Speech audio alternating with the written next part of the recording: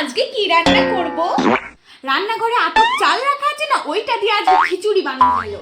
মা, চালটাতে তো পোকা লেগেছিল, তাই আমি সব চালটা পিছনে জঙ্গলে ফেলে দিয়েছি। কেন? চালটা রোদে দিলেই তো বাপু পোকাগুলো পালিয়ে যেত। কোনো জিনিস আমায় না জিজ্ঞেস করে তুমি ফেলেছই বা কেন? আর খাবার জিনিস এভাবে নষ্ট করবে না, আমার বাবু একদম পছন্দ নয় এগুলো। আচ্ছা মা, এই নিন মা, খেয়ে নিন।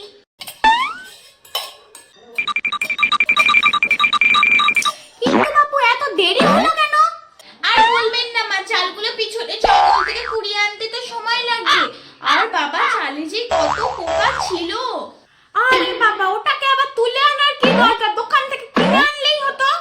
দূর মা, আপনিই তো বললেন খাবার জিনিস নষ্ট করতে নেই, তাই আমি আবার গিয়ে পিছন থেকে কুড়িয়ে এনে ওই চালেরই খিচুড়ি বানিয়ে দিয়েছি। আমি খাবার জিনিস নষ্ট না করে ওই জিনিস দিয়ে আমি আবার খিচুড়ি বানিয়ে আপনাকে খাওয়ালাম। No, no, no, no.